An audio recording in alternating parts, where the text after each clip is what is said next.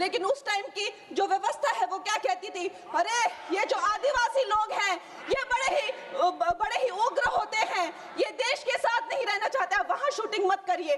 खुद की असफलता छुपाने के लिए इन्होंने पूरे देश से जो है आदिवासी समाज को इन्होंने आइसोलेट। दोस्तों नमस्कार। संसद में वामपंथी उग्रवाद से देश को मुक्त करवाने के प्रयास के विषय पर चर्चा देखने को मिली। लोकसभा में बीजेपी की हिमाचल प्रदेश से सांसद और पूर्व में एक्ट्रेस रही कंगना रनौत ने जबरदस्त तरीके से राहुल गांधी, सोनिया गांधी और कांग्रेस पार्टी को इस विषय पर निशाना बनाना शुरू कर दिया। संसद में अपना संबोधन देने के दौरान जिस तरीके से कंगना रनौत ने कांग्रेस पार्टी को निशाना बनाया, उन्होंने तो कांग्रेस पार्टी को यहां तक निशाना बनाते हुए आरोप लगाया कि कांग्रेस पार्टी के शासनकाल के दौरान नक्सलवाद और वामपंथी उग्रवाद जो था उसको फंडिंग तक दी जाती थी। इसके साथ ही प्रधानमंत्री नरेंद्र मोदी, केंद्रीय गृह मंत्री अमित शाह और भारतीय जनता पार्टी के सरकार की सराहना करते हुए कंगना रनौत ने कहा कि सरकार ने 2014 के बाद से 31 मार्च 2026 तक ये संकल्प लिया था कि 31 मार्च 2026 तक भारत वामपंथी उग्रवाद से मुक्त हो जाएगा। कंगना रनौत ने कहा कि प्रधानमंत्री नरेंद्र मोदी और गृह मंत्री अमित शाह के बड़े फैसलों के चलते उन टेरर फंडिंग्स का नेटवर्क टूटा है जो कि वामपंथी उग्रवाद को बढ़ावा देती थी।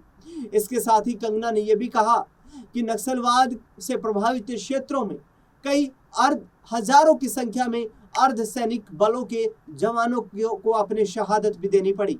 इसके साथ साथ कंगना रनौत ये भी कहती हुई नजर आई कि जिस तरीके से एक अथक प्रयास किया गया कि ये जो नक्सलवाद प्रभावित क्षेत्र है वहाँ के जो यूथ है उसको मुख्य धारा में, समाज में शामिल किया जाए, तो उसमें केंद्र सरकार को सफलता हासिल हुई है। कंगना रनौत ने कैसे प्रधानमंत्री नरेंद्र मोदी की तारीफों के कसीदे पढ़े, गृह मंत्री अमित शाह के प्रयासों के कसीदे पढ़े, तो दूसरी ओर कांग्रेस पार्टी राहुल गांधी और सोनिया गांधी पर किस तरीके से निशाना साधा संसद में दिया गया वो भाषण आपको सुनवाते हैं। लेफ्टिस्ट वामपंथी टेररिज्म है, इसकी जड़ें जो है देश से उखाड़ फेंकेंगे। और आज इस सभा के द्वारा, इसके माध्यम से मैं हमारे गृह मंत्री जी को, हमारी सरकार को बहुत बहुत शुभकामनाएं देती हूँ। ये संकल्प सिद्ध करने के लिए उनकी बहुत सराहना करती हूँ।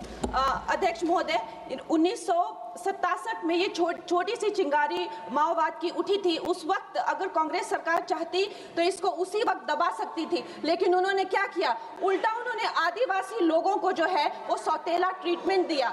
उनके बीच में जो एक वैचारिक दूरियां थी उनको कभी भी उन्होंने खत्म नहीं किया। और जब ये माओवाद की समस्या हम उनके सामने आई तो जैसे मेरे भाई संबित पात्रा ने पूरे देश के सामने आज बताया कि सोनिया जी और राहुल गांधी जी की वामपंथी सरकार प्लस उनके वामपंथी सलाहकार प्लस उनके जो वामपंथी मित्र और ये वामपंथी टेररिस्ट और इनको जो भी जितने भी फंडिंग होती थी, जो भी इनके हथियार होते थे, गोला बारूद होते थे, वो उन लोगों से आते थे जिनके साथ ये कांग्रेस की सरकार उठती बैठती थी। तो हम लोग क्या अपेक्षा कर सकते हैं? क्या कोई समझौता इनके बीच और वामपंथी उग्रवादियों के बीच हो सकता था? नहीं हो सकता था। और उसका क्या परिणाम हुआ कि ये जो वामपंथी उग्रवादी हैं ये बिल्कुल आउट ऑफ कंट्रोल हो गए। इन्होंने खून की नदियां बहा दी, इन्होंने 16,000 से ज्यादा अटैक किए, इन्होंने 2,000 से ज्यादा सुरक्षा कर्मियों को मार डाला, इन्होंने छोटे छोटे बच्चों की जो है वो जिंदगियां ले ली, वहां पे नरक बना दिया। इन्होंने तीन पीढ़ियां ये जो है नक्सलवाद की जो आग में है जो इन्होंने झोंक दी। और जब इसके अंधेरे में पूरी तरह से जो ये क्षेत्र है जो डूब गए, जिन छोटे छोटे बच्चों के हाथ में लैपटॉप और कलम होनी चाहिए थी उनके हाथों में इन्होंने बंदूकें दे दी। अध्यक्ष महोदय, इन्होंने जब पूरी तरह से उनका भविष्य खत्म कर दिया तो पूरी तरह से अंधकार में तो अपना हाथ झटक लिया। इनको रेड कॉरिडोर बोल के, नो गो जोन बोलकर जो है पूरे देश में बदनाम कर दिया। हम भी फिल्म इंडस्ट्री में हम सोचते थे कि इतने अच्छे जंगल हैं, वहां जाके कोई गांव की शूटिंग करते हैं, अच्छा कोई गाना बनाते हैं, लेकिन उस टाइम की जो व्यवस्था है वो क्या कहती थी, अरे ये जो आदिवासी लोग हैं ये बड़े ही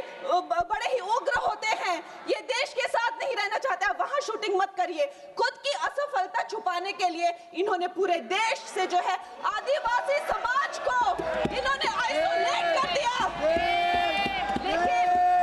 लेकिन हमारे प्रधानमंत्री श्री नरेंद्र मोदी जी कहते हैं कि रात चाहे कितनी भी लंबी हो वो रात ही है, सवेरा होना निश्चित है।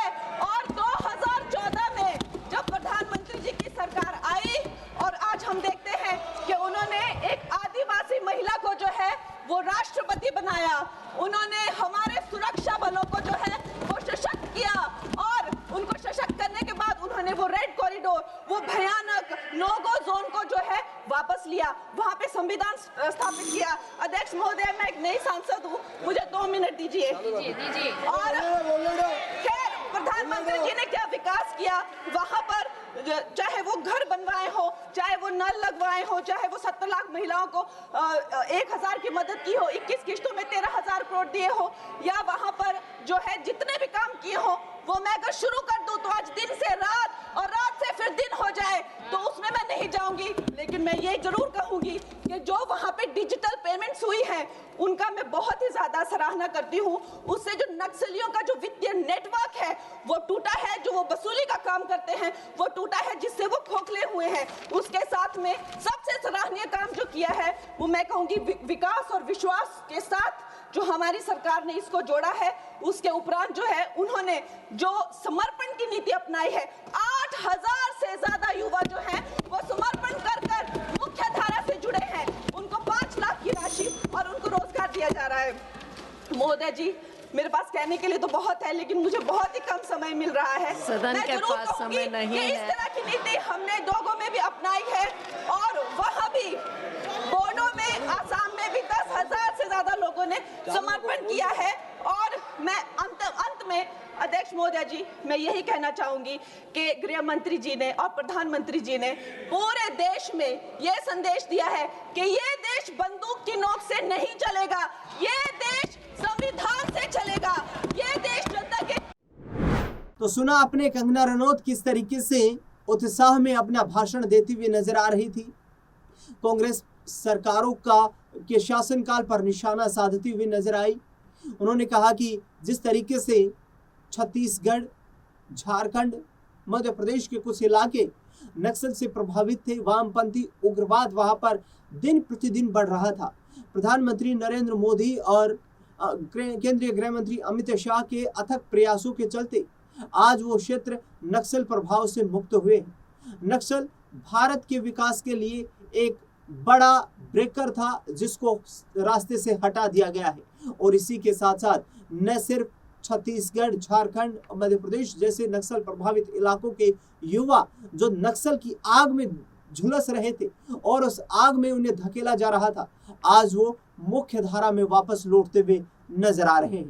कांग्रेस पार्टी की सरकारों पर निशाना साधते हुए कंगना रनौत ने उनके शासनकाल को नक्सलवाद को बढ़ावा देने के शासनकाल के रूप में यहाँ पर आरोप लगाए। लेकिन देखना बेहद दिलचस्प रहेगा कि आने वाले वक्त में जिस तरीके से कंगना रनौत ने निशाना साधा है कांग्रेस पार्टी पर, विशेष तौर पर नेता प्रतिपक्ष राहुल गांधी और कांग्रेस की पूर्व अध्यक्षा रही और वर्तमान में राज्यसभा सांसद सोनिया गांधी पर, अब कांग्रेस पार्टी इस विषय को लेकर किस तरीके से पलटवार करती हुई नजर आती है।